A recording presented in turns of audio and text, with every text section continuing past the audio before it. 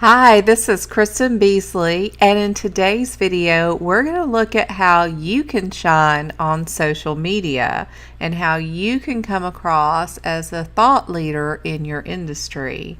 So one of the best things that I see on different social media sites is when people do before and after photos. This is really taking your resume to the next level where you're showing proof of performance. So it's easy to say that you're a great cosmetologist on a resume that is just a piece of paper, but it's even better when you can show proof of your performance through pictures and videos on Instagram and Snapchat, YouTube, Facebook, and the different sites where you're going to engage with employers.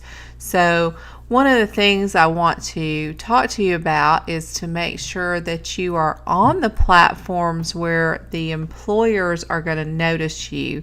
Now, in the other video where we talked about how to use these different platforms in your job search, one of the things that I will tell you about that is that when you are looking at those target companies and who to follow on social media, you not only want to find out where they have an active presence, but you want to see where they hang out on social media, because if you're hanging out at a different place than they are, then you're not going to get noticed. So you want to be in the same what I would say restaurant as they are so that they'll notice you. So think about your social media platform as a restaurant. That's where you want to have your networking opportunities and to meet and greet. So just make sure that they've got an active presence on that platform that you choose. This is a good picture of before and after construction.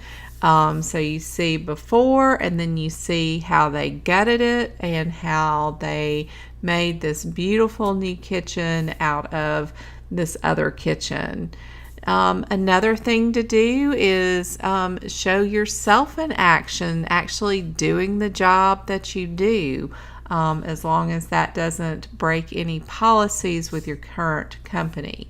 Now, this person here on Snapchat did a voiceover performance. So, of course, voicing is not something easy to show through a resume, but it really comes across well on this video. So I'm going to let you listen to her video. Change. Here's what I know about climate change. I know that climate change is caused by greenhouse gases, and I know that China releases the most. So that gives a company a really good idea of how well she does do voiceovers. So again, I want you to follow those target companies so that you can see behind the scenes look at the company culture. You can find out information about the company that will help you in the interview. Now, another thing that you might consider doing is you might repurpose those snap stories that you do on Snapchat or Facebook Live videos or YouTube videos, and use those across the different social media platforms where you're following these companies, such as Instagram, Twitter, and more.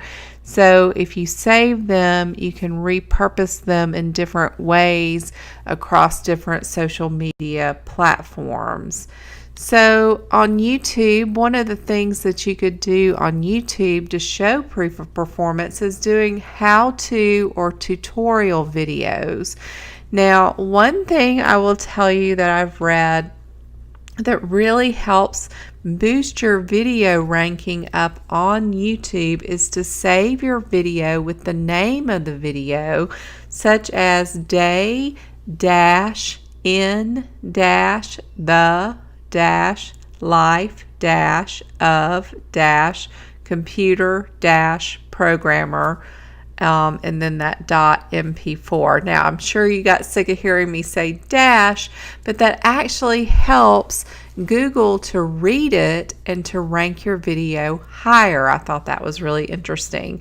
Now, another thing that you can do is ask a question at the end of your video to get comments. Like, ask me some questions about XYZ, and then make sure that you go back and you engage with the people who are leaving comments, even if it's just to say, thanks for leaving a comment. But if you know the answers to their questions, then you can show some thought leadership just through answering people's questions.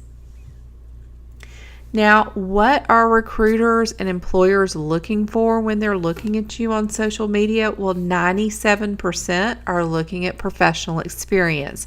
They want to see what you're putting out there on social media, if that indeed matches with what you're putting on your resume.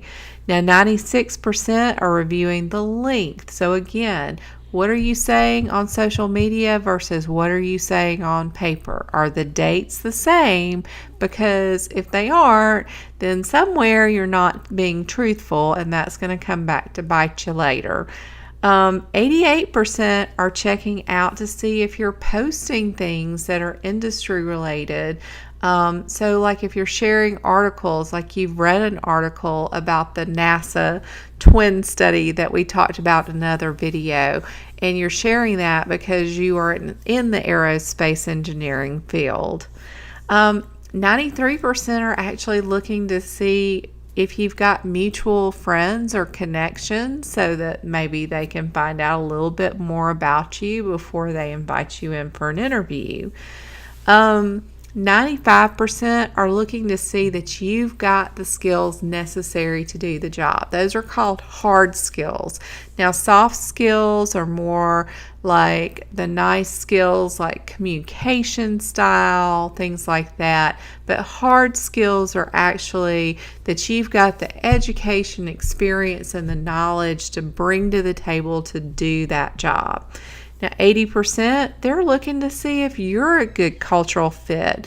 Now, I know we've talked about you looking at them to see if they would be a good cultural fit for you, but they're also looking at that too, because if you're not going to fit in to an environment where you spend 40 plus hours a week, then that's not going to be a good fit for either one of you. 83% are reviewing examples of written or design work. So one of the things, again, we've talked about this before, but I always want to bring it back up, is I want you to do the work and make it real.